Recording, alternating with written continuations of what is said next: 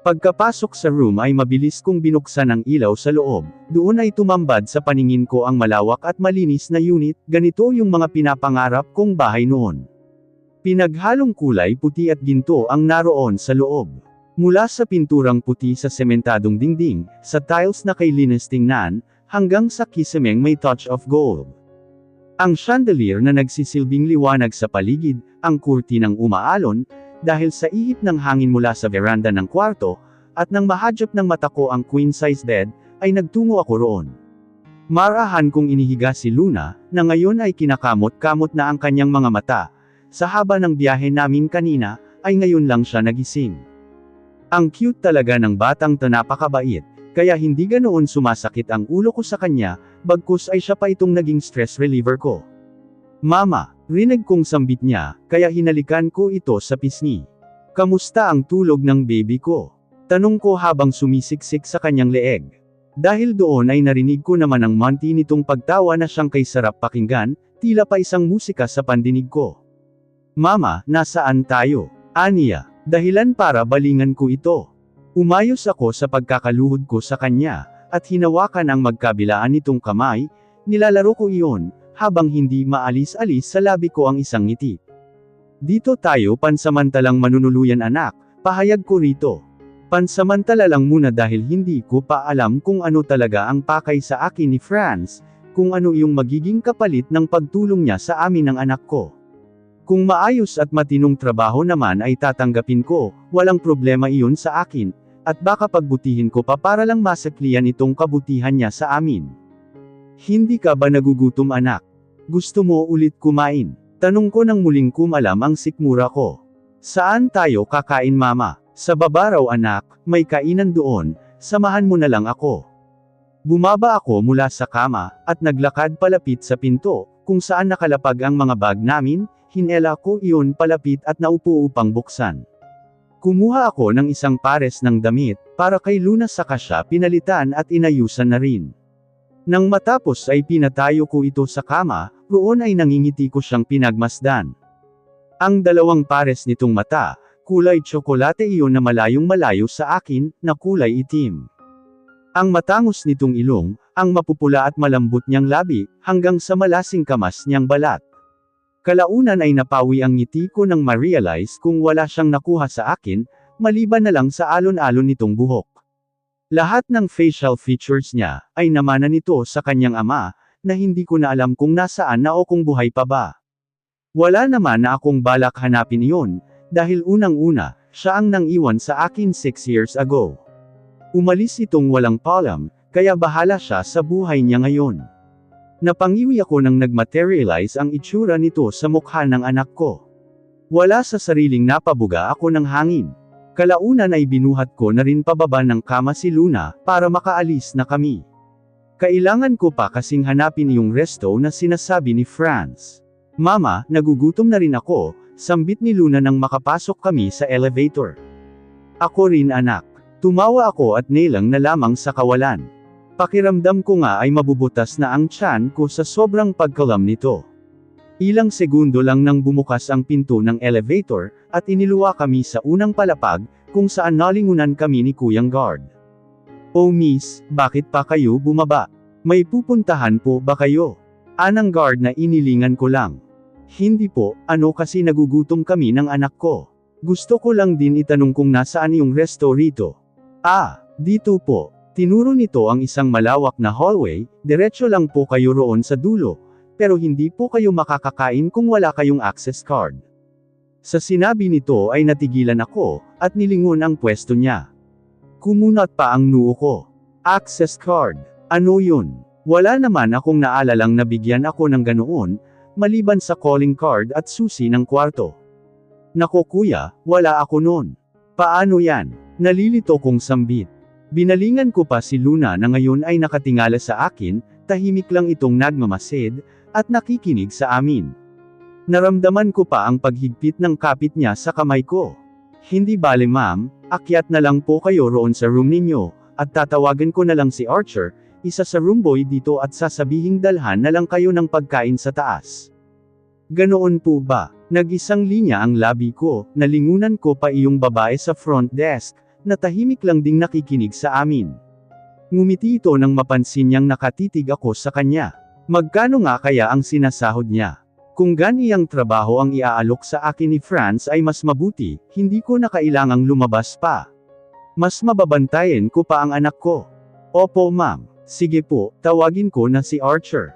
Sige ho, salamat, tugon ko sa kanila at nagpaalam ng aakyat na kami.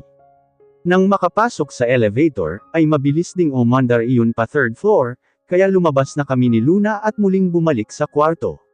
Binuhat ko ito at sabay kaming napahiga sa kama.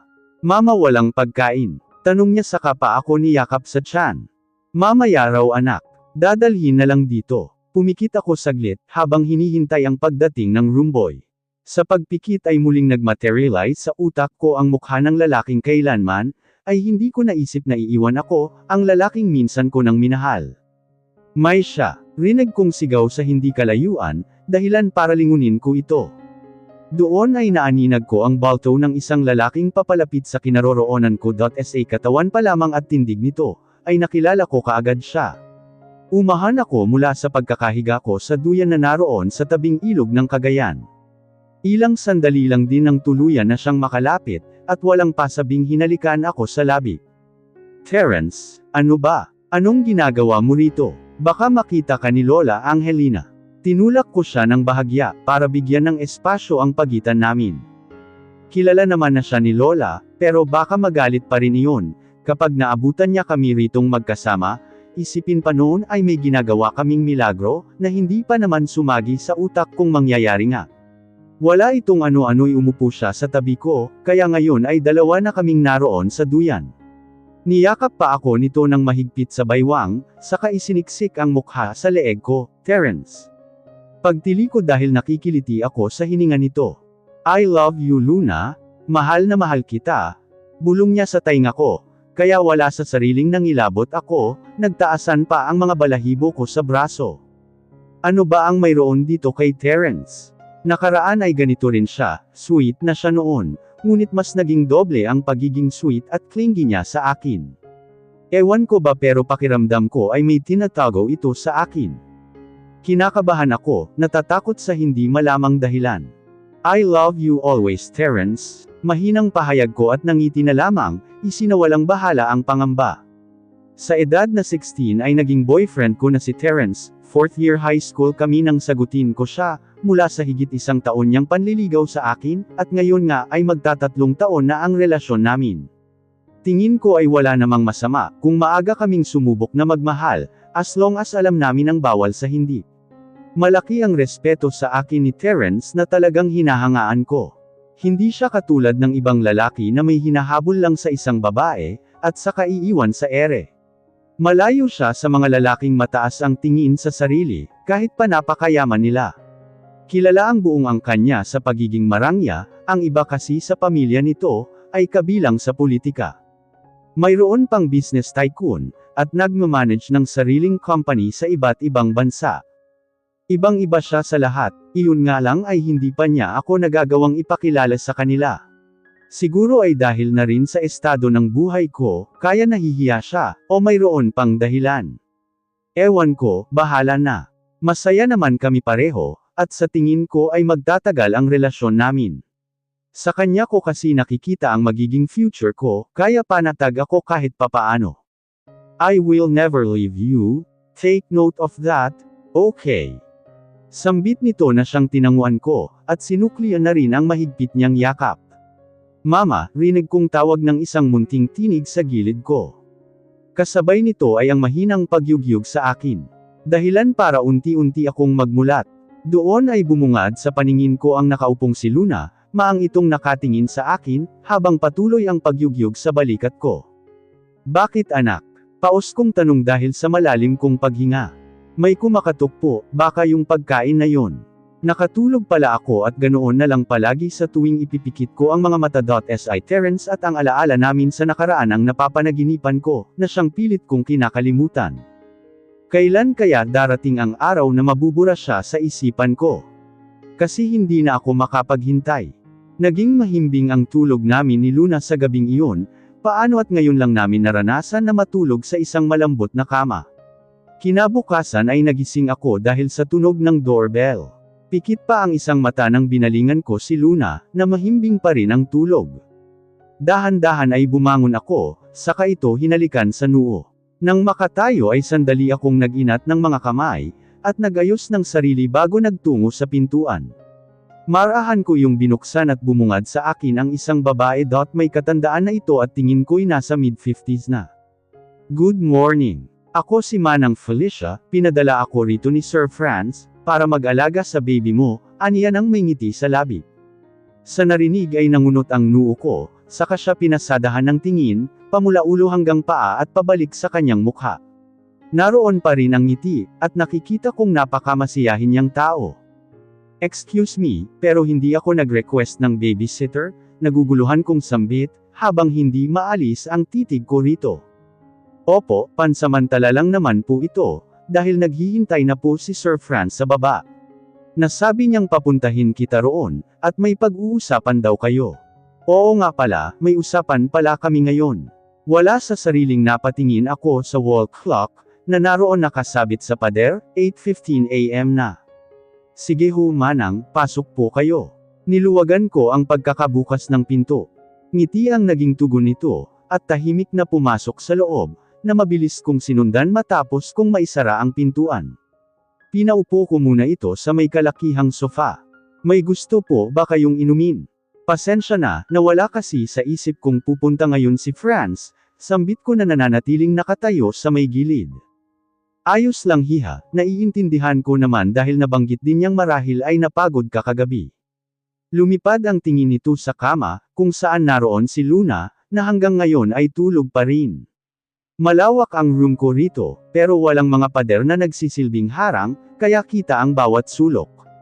Nasa pinakadulo ang kwarto namin, ang naging divider doon, ay ang dalawang sofa na magkadikit na siyang katapat nitong mahabang sofa. May estante rin sa gilid nito, at doon ay nakapatong ang malaking flat screen. Sa kabilang dulo ay naroon naman ang kusina, na counter table ang nagsilbing harang, papasok sa loob ay ang kusina at malaking dining table. Sa tabi naman nito ay ang malawak na banyo. Ilang taon na ang anak mo hiha? Pagtatanong ni Manang Felicia, dahilan para mabalik ako sa ulirat. 5 taon na po, nakangiti kong sagot, sige po Manang, maliligo lang ho ako sandali. Tumango ito kaya nagmadali na akong kumuha ng damit, at kumaraypas ng takbo papasok ng banyo.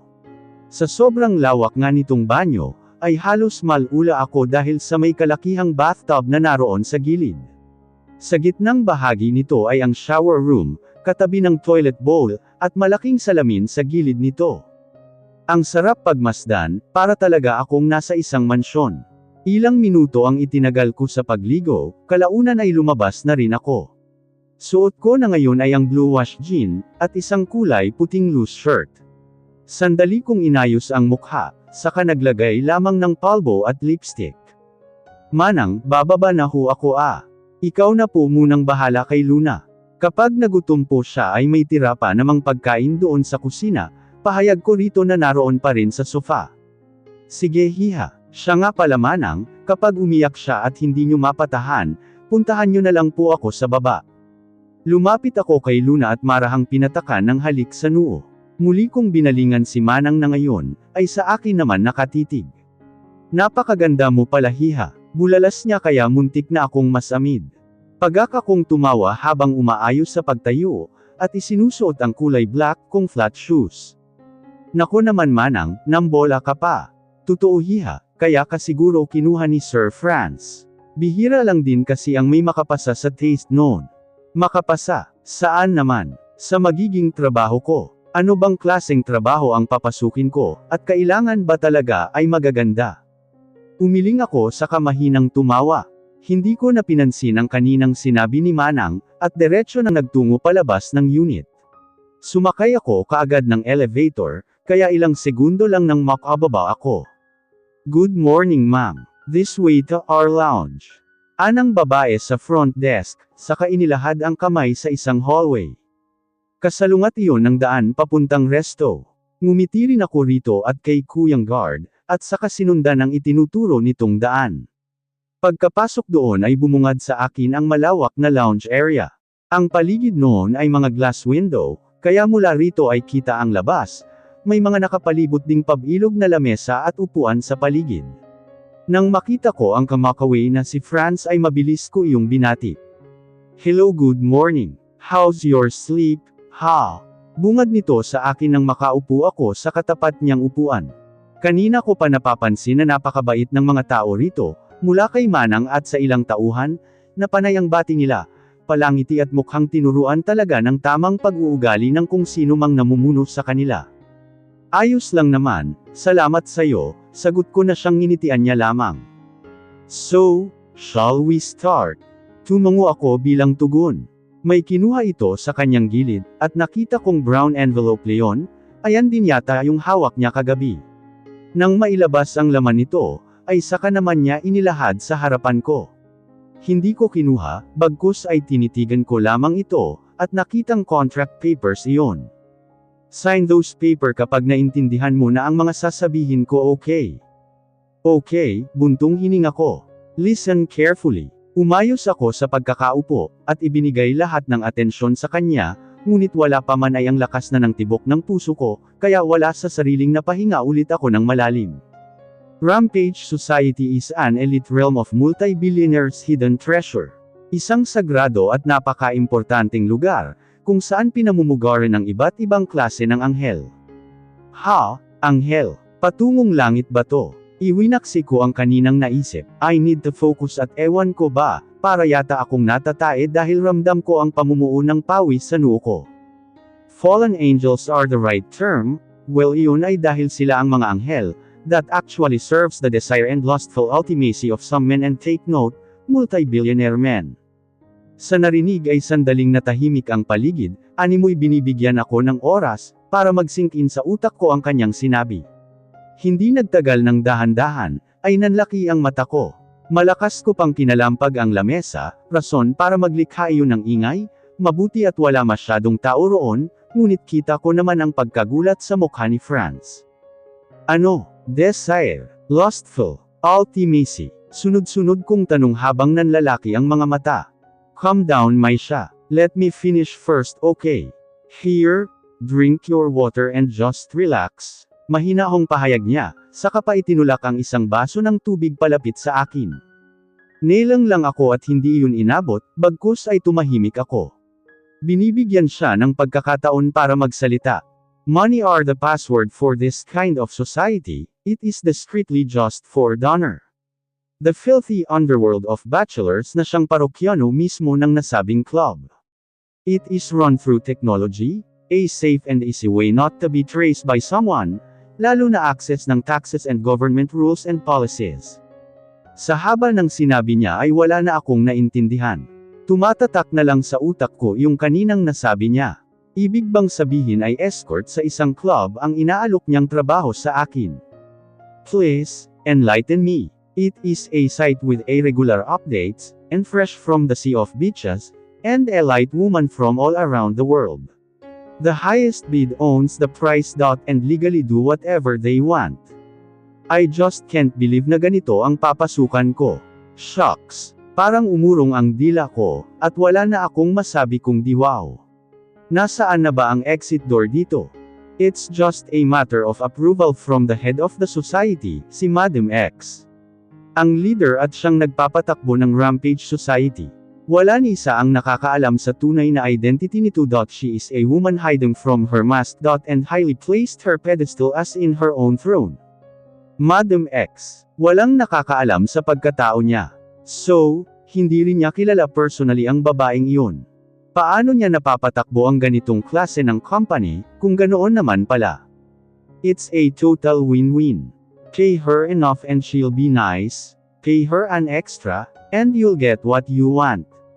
Pay her in advance, she'll give you heaven.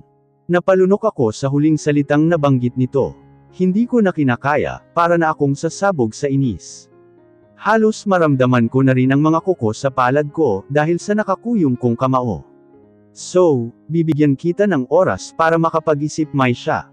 If no, malaya kang makakalabas dito sa Demwartle, and if yes ang magiging sagot mo, Just call me sa numerong ibinigay ko sa'yo, pinal nitong pahayag, bago ako tuluyang iniwan doon.